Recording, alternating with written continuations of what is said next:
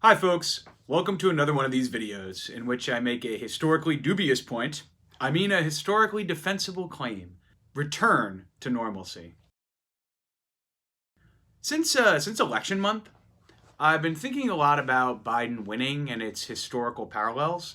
And on the surface, it seems akin to Harding's return to normalcy hooey in 1920. But when you look into the context of that election, the comparison is even more superficial than my usual comparisons. And those are already pretty tenuous. The name that kept popping into my head as a comparison to Biden is way more obscure than Warren G. Harding. This name belongs to Cardinal Andre-Hercule Fleury. I think the comparison in this case is more potential than concrete, but I think it holds true thus far into the Biden transition. The 1720s and the 2020s were troubled times for both France and the USA respectively. Both nations were experiencing an economic emergency after turning things over to brash outsiders that attempted to shake up the existing political order. Cardinal Fleury took the reins as chief minister for the young Louis XV after a disastrous fiscal crisis resulting from the king's cousin, Philip Duc d'Orléans' administration. Orléans staffed up his regime with a bunch of amateurs, one of whom, John Law, literally blew up the French financial system with a semi-fraudulent stock scheme. Trump, his administration hasn't exactly been known for attracting high-quality candidates with strong credentials or mental stability. And the virus response hasn't been the model of thoughtful planning and efficiency. Many compare Trump to Nero, rarely a good sign for a leader. So into these respective messes enter two old men. Both Biden and Fleury were longtime public servants, deeply connected to existing power structures when they came into office, and both men rose to command very late in life. Fleury and Biden took the helm of the ship of state after their 70th birthdays. Fleury was 73 and Biden just turned 78. That's pretty friggin' old. Fleury was born in 1653 into a family of low-level bureaucrats. The future cardinal stood out from a young age for talent, and that talent earned him patronage and an education. He was around in French clerical and court politics for decades, but for reasons that are a little opaque and convoluted, he never ascended to the inner circle orbiting around the Sun King Louis XIV. Biden similarly hung around on the edge of supreme power for years. While of humbler origins than Fleury, as Joe from Scranton won't hesitate to tell you, I come from Scranton, Pennsylvania, and that's as hard scrabble a place as you're going to find. I'll show you around sometime and you'll see. It's a hellhole. They're pretty similar. Provincial men with talent and ambition for office, but they just couldn't quite take it all the way. Joe's screw-ups on the ladder to power are legendary. Plagiarism in the 1988 campaign, the Clarence Thomas hearings. It is appropriate to ask Professor Hill anything any member wishes to ask her to plumb the depths of her credibility. And then a failed run for the presidency in 2008. That seemed where it ended for Biden, stuck on the last rung.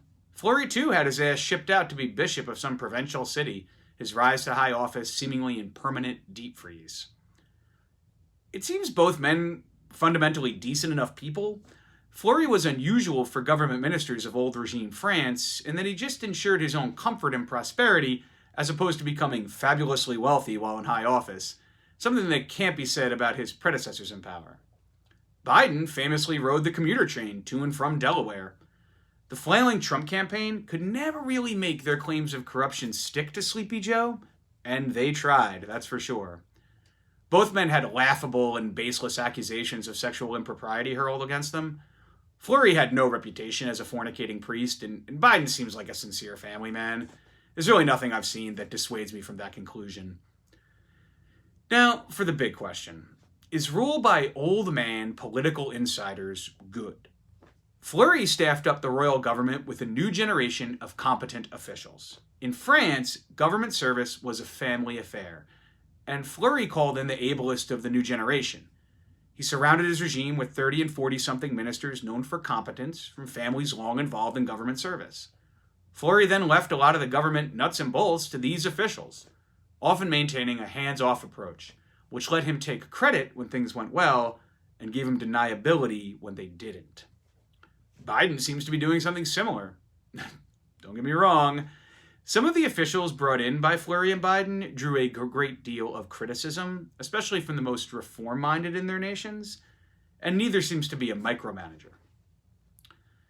A frequent remark from my friends on the right about Biden is that he's dead man walking, a cipher for Kamala Harris, potentially lurching through his presidency weekend at Bernie style. My friends on the left are a little more charitable about Biden's mental acuity, but no less forgiving in their assessment that he's basically a figurehead for the corporate wing of the Democratic Party. Fleury was thought of this way as well. His critics labeled him a yes man that used his old job as tutor of Louis XV to secure royal consent while he muddled through his time in office, often taking long breaks where he literally vegetated, his own words. I wonder if Fleury's estate outside Paris had a basement. Despite offering a paper-thin vision for political reform after 4 years of whatever the hell Trumpism was, Biden fundamentally understood what the 2020 campaign was really all about. Claw back enough white voters to rebuild the blue wall. Biden also understood the cliche dictum of Napoleon, never interfere with your enemy when he's making a mistake. Trump's callous and bungled response to COVID-19 spotlighted the two biggest flaws of his presidency, incompetence and cruelty. Between 750 and 1,000 people today are dying.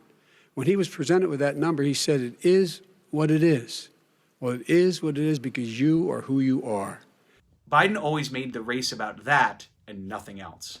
Fleury took over in the midst of a financial and political crisis. He placated the church and nobility and shrewdly played court factions off against each other. Biden's doing a version of this, assembling a cabinet of seemingly competent, largely uncontroversial careerists that each, in some way, placate factions in the political class and Democratic Party. Normally, we think of old age as a detriment in a political leader. Our culture makes a fetish of youth and activity. But Fleury and Biden made a virtue of inactivity and turned their biggest drawback, the fact that they're septuagenarians, into their greatest asset. With young leaders, their opponents line up against them quickly, anxious to take them down fast and dirty. Our top political priority over the next 2 years should be to deny President Obama a second term. This worked against Obama and dragged his administration both to the right and into a malaise of quasi-inactivity. But old age freezes one's opponents. They don't expect you to be around for long, so they wait to make their move, wait for your ministry or presidency to be over. Fleury was in power for nearly 2 decades, something his enemies would never have anticipated given his advanced age upon taking office. Most people expect Biden to be at best a one-termer, but who knows? And that expectation suits Biden just fine. He can operate with some flexibility because none of his opponents expect him to be around for very long. This expectation, plus Biden's awareness of how to pull the levers of power, could lead to a skillful management of the government, especially in foreign affairs. It's in this area the president has the most freedom of maneuver. It's also in this area that Fleury also excelled, deftly navigating a France exhausted by decades of war under Louis XIV into a series of cheap foreign policy successes, based on his reputation as an honest broker. Fleury and Biden both seem to represent caretaker-style governance. Guys who could hold things together during a time of crisis and then pass power on to a new political coalition with the mandate to govern. In Fleury's case, his time in office dragged on because of his longevity, but both men seem willing to hold the line, balance competing factions, and for nothing fundamentally to change. But do we need leadership that competently steers a ship of state that's increasingly taking on water? Fleury gave old regime France a new lease on life. His capable administration led to a recovery from the extremes of Louis XIV's reign, but it didn't fix the underlying problems created by absolutism. Fleury's stewardship of the French economy reduced the tax burden on the poorest peasants and improved internal communication and transportation. This made the French middle and commercial classes very happy and took the edge off the worst aspects of the French agricultural economy. Most notably, famines still happened, but weren't causes of mass death under Fleury's leadership. But that's a pretty low bar for success. Fleury was not the type of leader to ever mess with the underlying structures of aristocratic quasi-feudalism that characterized the economic reality of most French peasants.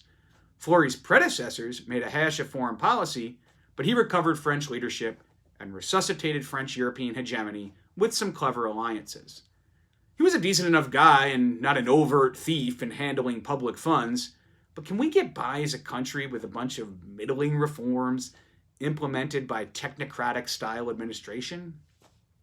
And honestly, this is what Biden promises, making the existing late capitalist system slightly more bearable for more Americans, softening the worst excesses of government persecution and Trumpist vindictiveness. Fleury only sent 2 Protestants to the galleys per year during his time in power, a big improvement from previous bouts of religious persecution in France. Biden pledges to end the cruelty of family separation at the border. Abroad, Biden prioritizes recovering some final vestige of U.S. global leadership.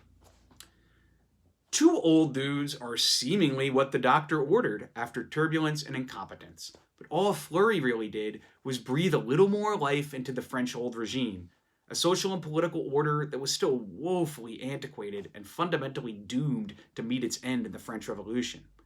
When we look back at Biden's presidency, there's little chance that it's transformational. It doesn't really want to be, and likely can't be given the fragility of Biden's coalition and the straitjacket imposed by the U.S. political system. Fleury gave French absolutism a stay of execution, but also had to work within some very narrow confines imposed by court factions and old-fashioned political institutions.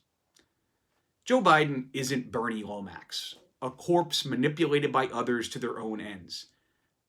Perhaps it's the USA that's Bernie Lomax, and Biden is more like Cardinal Fleury, just trying to get a moribund superpower through one last weekend in the sun. Thanks for watching.